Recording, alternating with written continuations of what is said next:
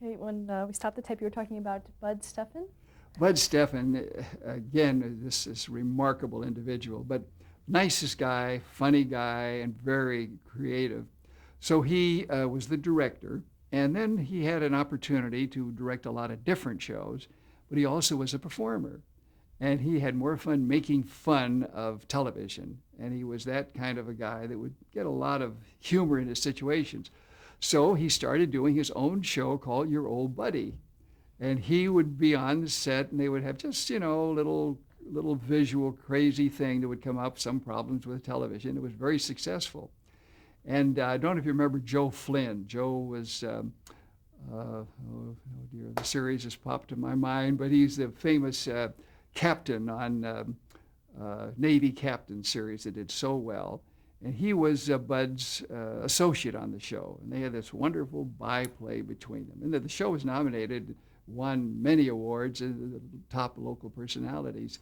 And Joe went on to this very successful career as an actor. He has a wonderful style that just played beautifully with Bud's. Then Bud continued being the director on another day, and he put together a 1 hour musical comedy for children, and went with the Gladys Rubens, a local talent school for children, and they put on these very remarkable programs. The kids were all 8, 9, 10, 11 years old, and they sang and they danced and they did the comedy routines, and we'd bring all the costumes over from Paramount, so we'd have costume themes. Very successful. And it was so successful that, like everything else, once you get success, things begin happening, that the actual group, shall we say, well, they were stolen. They went over to ABC, and they were there for a long time, very successful. Well, Klaus's answer to that, okay, there went the Sandy Dream Show. We'll have Fantastic Studios. So Fantastic Studios, which was a program around a motion picture studio run by kids. And they had costumes and songs and dances and routines, and Bud directed that. And that went on for a long time. Then we started to get into some game shows.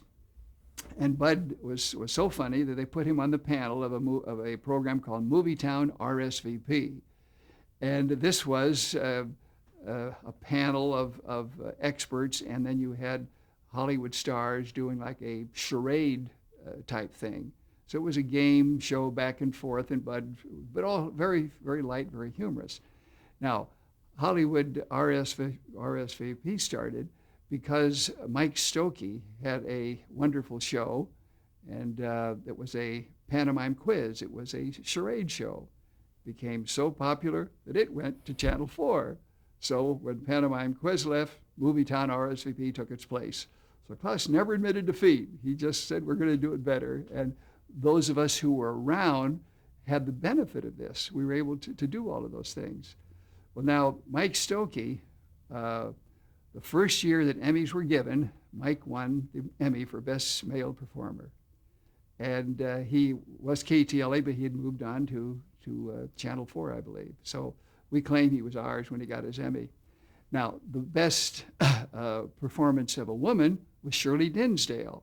And Shirley Dinsdale had our other live show with her wonderful puppet, Judy Splinters. And this was a very, very popular children's show, one of the very first, half hour every day with Judy and Shirley and all the kids. And it just grew in popularity. She was co-ed out at UCLA, and she was doing this part-time, and she did a beautiful job. And Shirley went to Channel 4. So you see, the success lasts so long as in our business, and then things happen and gets unstable, then you have to make replacements. Well, our replacement for Shirley Dinsdale was Time for Beanie. And here, a live puppet show on television, unheard of at that time. And Dawes Butler and Stan Freberg were the voices of Beanie and Cecil and Captain Huff and Puff and Cecil the Seasick Serpent and everything. It was a remarkable show with a lot of humor that was on different levels. Adults got this part of the humor, the kids got this, and it was just done very nicely. And that became one of the big, big early television shows. Did you work on that? Well, I was doing my news, and occasionally, if they had a script that they wanted a news reporter, I'd come on and I'd say, "We've just had reports that Cecil has been lost off of the New Guineas, and they're sending a troop carrier out there to search for him. We'll have more news for you later on." Little things like that. So it was, we were not as newscasters got into more things than we did. We did commercials then. We did a lot of things that you wouldn't do today. Times change. Talk a little about the audience at the time. How many televisions do you think was receiving Well, a signal? they claim that when we had the first show, the Bob Hope show, that there were 350 television sets. And I think that's probably true, because if you figure that, needless to say, the development of television stopped with the war. And how many sets would be built during the war? Very, very few. In fact, most of those 350 sets were kits that people would buy and assembled. And that's really how the audience began to grow. It was an in thing to have a television set because you built that particular set and you could get that picture. So it was a very small audience, but boy, were they loyal. And Klaus would call up, talk to them, "How's the signal there tonight?" and call someone else, "How's it doing out in Pasadena?" And he was always very much worried about that signal. It had to be good and sharp and perfect. So he just worked so hard at that. How did he know who to call? We had very close relations with those 350 people. We started after that, when it started to go, we would put out a weekly or bi-weekly program bulletin, so everybody knew what was going to be on for the next 2 weeks. And this was good because now we knew who were our regular viewers, and we were able to track them down and follow them. So we did that until we were sending 20 or 30,000 out, and it just was too big, and we didn't do it anymore. But it was very close, and people would call in. "We're having trouble here. Did you try the so-and-so with the so-and-so?" And they were very close. And that closeness between the viewer and whoever was on television remained very, very true for a long period of time, because you knew you were one of the few people who had a television set. And when your neighbor down the street got one, well, he knew he was one of the few people. And then you talked about Dick Garton and on the show, what he said the night before, Dorothy Gardner, what she was doing, Ken Grau, what he was doing, Dick Lane. Dick Lane was the first big television star, and he just ruled the city. He was so popular. And he's the one that really created wrestling. He had that tremendous enthusiasm, the great descriptive quality, and these wrestlers now became big stars because of Dick Lane. He did the same thing with roller derby. And we laugh now looking back, but remember, people were seeing this for the first time. You can imagine being in your living room and watching Gorgeous George and Baron Leone battle each other, picking one guy up and throwing him out of the ring. Why, it's unheard of. But it was just great television. People just loved that. And then the roller derby, out of the blue, here are the skaters. We're used to our standard skating and elbow here and pushing there. And, well, they can't do that. That's not fair. And then the good guys would push them out, and it became new television. New things were being discovered. And the fact that it was being discovered, you and I and everybody was discovering it at the same time. Hey, that was good. And it was a wonderful era. What did you know about television in other cities? Very little, only because we were very provincial.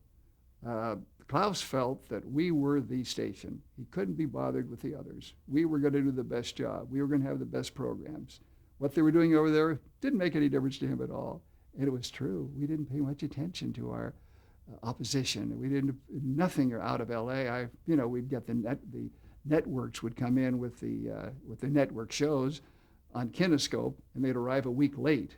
So you can imagine these network shows with the big stars and the bad picture arriving a week late. How in the world could it stand up against this real bright picture of a live musical that Klaus Landsberg would put on? And of course, it's provincial, but that's the thinking that we had there. So we didn't pay too much attention. Did you get a lot of input from Paramount? Very little. Klaus took the mandate. He ran that station. He worked with them, but he was the final say. And we knew when Klaus said it, that's the way it would be. And Paramount, of course, did have on the big picture a lot to do with it, but the day-to-day working was Klaus. In those programs, each one of them, he's the one that started it. He said to Tom Hatton, Tom, he, who was an announcer like I was, we were all called announcers then, he said, we're going to do a program. We have Popeye cartoons. You're a cartoonist, so we'll dress you up as a sailor, and you'll do little doodles. What can you do? And they'd have a discussion back and forth. And they set a format for a program that ran for 5 or 6 years and very successful. We had, great story about our art director, Sherm Loudermilk, who was one of these brilliant art directors, and he just had that flair for it. He could take cardboard and bend it and spray paint and paint it and put it all together and do it in 20 minutes. And he did very well. Well, we had a strip of Western movies, and they were trying to get a Western host. Well, Sherm was a tall, gangling Western with a great personality, and Klaus said, hey, Sherm, how about you? We'll make you the host of this. You can do that in addition to your artwork. Don't let it interfere with that. So he was intrigued with the idea, and they said, okay, Sherm, you're Cowboy Slim. So Cowboy Slim came on the air as hosting the afternoon movies in KTLA, and all the kids would come in and sit around Cowboy Slim, and he'd show how to tie knots and how to do Western things and the saddle and the horses, and then he'd go into the movie. Well, he was so successful, he was stolen away by one of the other channels. So here we were with the movies, but no Cowboy Slim. And worst of all, we lost the art director. So these are some of the things that go on. And then Klaus said, okay, we got Doy Odell. Doy Odell came in with the fence post and the chow wagon and sat down, and he was our host for many years and very successful. It just worked. He wouldn't give up a point. If he thought that was a good idea, he was going to keep on doing it. We had Frank Herman. Frank Herman was a magician. Had a great personality, loved kids and everything, and so we were having luck with Tom as a sailor. Well, Frank, we'll give you a captain's hat. You'll still be a cowboy or a sailor, but we'll have the captain hat. So he would do his magic tricks, and people would come in and be very successful. And Klaus had the ability to try something that others never tried. One of our most successful shows in the early years was Betsy Mills playing the harp. She would sit there in this beautiful music for 15 minutes. It was magnificent. And as fate would have it, she got sick and it didn't come back, and we never did it again. But here was just harp music on television for 15 minutes. It was on for about a year. And then, of course, the classic of all was Korla Pandit. Korla was this stunning-looking guy. He always wore a blue turban. He had a beautiful gem, a jewel up here on his forehead, and magnificent, soulful eyes, and he was a remarkable player of the organ. And his whole program, from start to finish, was Korla Pandit playing the organ and looking into the camera. And the reaction from the audience was tremendous. He never spoke a word in 2 years, but Korla Pandit had one of the big ratings, and people just loved him. Here was just silent, beautiful, calm organ music with these pensive eyes that delve deep into people to show our true inner selves, and it was beautiful, beautiful. And then one day at a rose parade, a pre-parade rose parade, Dick Garton and I would often do them out there. You interview people before the show. So here we are, waiting for the parade, talking to people, and Dick Garton stumbles across Korla Pandit and interviews Korla Pandit on the air. Klaus hit the ceiling. Korla doesn't talk. Korla doesn't talk. But he did that morning, the one time when Dick interviewed him. Now, when someone like him, Korla Pandit, would have a show, did anyone question Klaus Landsberg on some of this? It was successful. Even from the beginning? Yeah, right off the bat.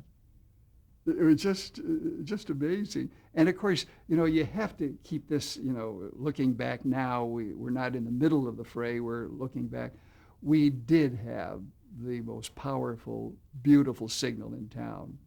Our location in Mount Wilson enabled us to get out to wide numbers of people that the others couldn't reach. So we had this big distribution going for us. So really anything we put on had a big rating. We would have, we're talking now 49, 50, that general area. We would have 22 of the top 30 programs on KTLA. The Hooper rating would show that every month. So we really dominated it for quite a while. And it kept that way until one day they put that transcontinental cable in, and the Atlantic Ocean and the Pacific Ocean were both seen together at the same time on a monitor in front of Edward R. Murrow, and international and national television was here, and our dominance withdrew a little bit at that point. And tell me, when did you make your first your on-camera debut? Well, of course, it would have been that April in 47 when I hosted the Campus Magazine of the Year. Then probably I would have started in 47. So in the early part of 48, I would have started doing some of these interview shows called Who's News, which would be an interview with whoever happened to be newsworthy for that day that they could get to come into the studio and be interviewed. Probably the first major thing I did would have been that fall, which would have been the Dewey-Truman election. And of course, we had no feed from out of the city. We did it strictly locally here. And Gil Martin and I and Ken Grau, and we did it we were going to be on for a couple of hours, but that election turned into a cliffhanger. They were waiting for the farm vote. So instead of ending at 12 or 1, we went all the way through to like 9 o'clock the next morning before it was definite that Dewey had beaten Truman. And it's hard to look back because, you have nothing to work with. You have no place to cut. You're just there. And the teletypes were not that complete in their coverage in those days. How about things like the lights and things like that? The what? The lights in the studio. Yeah, all the time. Yeah. But we were kidding earlier. I have taken the position that I learned at that time that you just ignore it. If you ignore the heat, it goes away for a while. But it works that way, and you get used to it. Lights are hot, but they've never really bothered me. And then when you would, with the new GEM came out, these wonderful cameras that had much greater sensitivity, the lights didn't have to be as bad. I had one experience on some of the first shows I was doing. The camera, they were a conoscope. They had no depth of field. Everything had to be on a right line. Well, for some reason, I have kind of deep indentations here around my lips. And there isn't that division. Well, on the old camera, I looked like Betty Boop, the old cartoon character, with great big lips here. And Klaus was a little concerned about me being on the air. He didn't want me to go on the air without appearing on the air because I had too high a voice, and so all of a sudden I had too high a voice to be heard, and my lips were too big to be seen. So my television career didn't look too good for a while. And then the new cameras came in with their wonderful ability to differentiate shadows and scenes, and my lip problem was solved. Is that what you really wanted to do, was to be on the air? Yes. And I don't think I had any burning desire to make any big career. It was just something that I enjoyed doing. It's more fun than tennis and golf, and that's what I was doing, getting paid for it. Well, let's talk about some of the shows that you were on. In 1947, you hosted Meet Me in Hollywood. That was a great show. And it was another example of Klaus Landsberg getting the camera out of the studio. His theory was, let's get the camera out to the people, see what the people are doing, what they're interested in. And so this had been on for some time before I took over. So practically all of the announcers at that time did Meet Me in Hollywood for a period of time. So Bill Welch and I were doing it. And what it was, 9 o'clock Friday night, we would go up to Hollywood and Vine with the live cameras, 2 live cameras, and we'd start interviewing people. That's all there was to it. There was no planning, no advance, just who's there and what do we talk about. So I would talk to some people, and Bill would talk to some people, and it became a very popular show. And a lot of people would say, here's a good chance to get on television. They'd come down, they'd get in the crowd, and boy, if they were interviewed on Meet Me in Hollywood, boy, the gang down at the office would really be impressed when they went there Monday morning. So people would enjoy something like that, where they were a part of it, you see. Here again, they were a part of it. So Klaus would go out to Costa Mesa to do their annual fish fry. We would do the Monrovia Parade. We would do the Huntington Park Parade. We, of course, did the Rose Parade. We did many things just to be seen in all the local communities. And we felt that this helped, and the people felt we were part of them and they were part of us. And this is that early part of sharing the experience that television does so well, something that radio doesn't quite do, but it does in television. Maybe I'm on the air, maybe you're watching, but we both are sharing the same experience and we both are feeling the same emotion. So when you see me next week, you think, boy, what we went through last weekend. And it's very true. I get that to this day about this shared moment that we have through television. And I think it's one of the real rewarding things of our particular field. But on the live shows, we did Meet Me in Hollywood for a couple of years. And then Klaus had a great idea. He wanted to get another band. And the only spot he had open on the air was 9 o'clock Friday night. So he took off Meet Me in Hollywood and put on the Lawrence Welk Show. So Lawrence Welk came on, and for 25 years, tremendous audience show that just went on forever. He was so popular. And, literally was always in the top 5 shows as long as he was on the air. So it had it. And then they had a family show. They had Roberta Lynn. They had, well, we go right down the line of all the people. So the viewers at home got to know all of them real well. And so when the next person performed, it wasn't just so-and-so. It was a person that they knew real well. So Klaus used that formula to said, all right, music, people involved, here's Spade Cooley.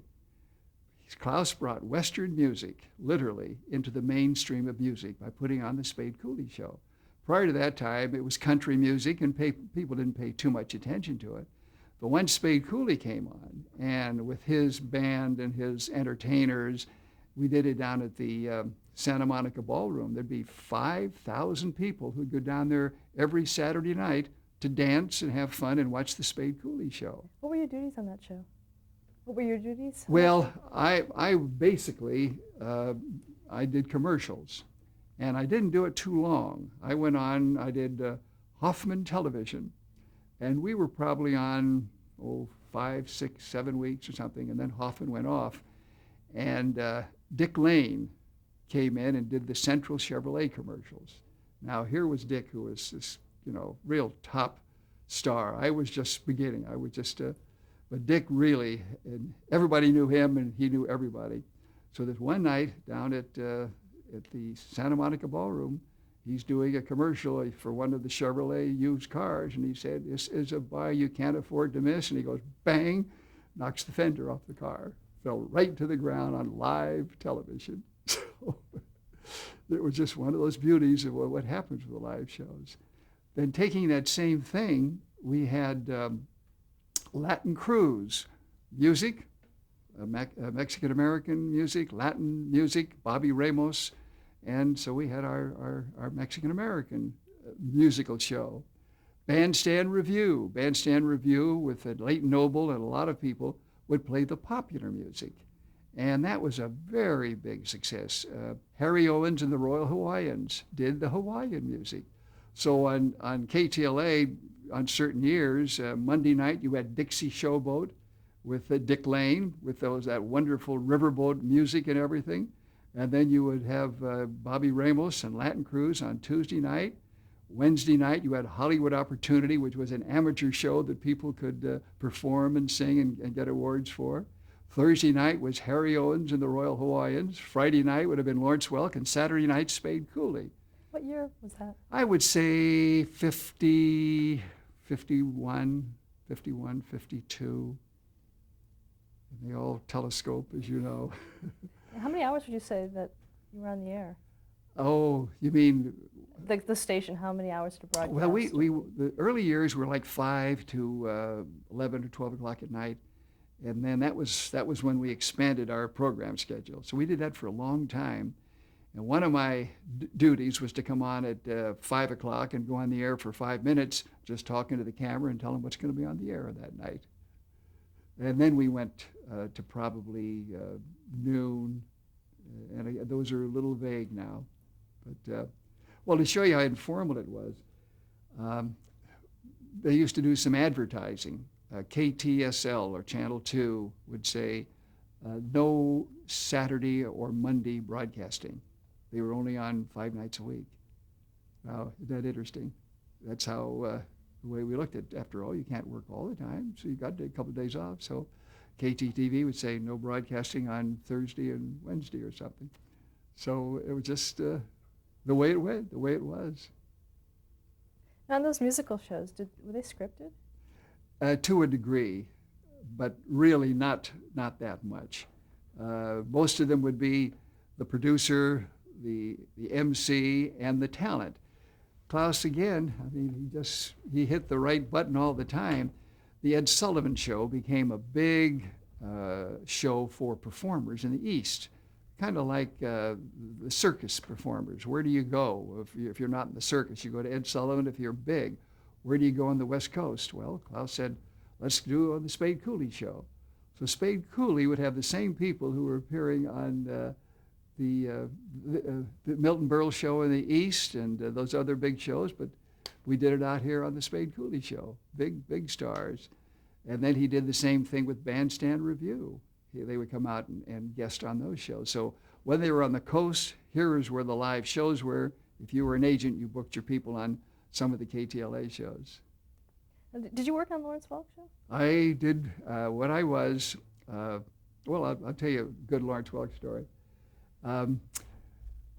Lawrence Welk went on after he was signed for 4 shows, and then they were going off. Well, that night while the show was on, Klaus said, we're going to keep him. And he told Dick Garton to go out as the show was signing off saying, Lawrence, Klaus Landsberg has just said, we are very impressed with what you've done, and your contract's been picked up for 13 more weeks. Hey, the place went wild with excitement. And so he was picked up for 13 weeks. Then he went on, and Central Chevrolet, which was one of the local car dealers that spent really big money for those years, they were on the show, and they were doing well. That out of the blue, they canceled. And it just was devastating. Now I put my sales hat on. So it was a Friday night that I heard about it, and I went into the office Saturday, and I thought, what are we going to do? We don't have a sponsor next week for this Lawrence Welk Show. And a couple of us were talking, and I thought, well, I'm going to call one of my friends. Well, advertising agency guys are never in on Saturday morning. And I called Gray Advertising and got somebody there, and I said, hey, I have the Lawrence Welk Show available. He said, really? That's wonderful. I want the Dodge dealers. So anyway, the Dodge dealers bought Lawrence Welk, and I was able to say, I'm the man who saved Lawrence Welk. And they went on, and they were with Lawrence for 4 years or so, and they're the ones that took Lawrence Welk national. So our success again, Lawrence Welk went up, boom, goes to ABC, and he's there for 25 years. Okay, So, let's stop there to change the tape.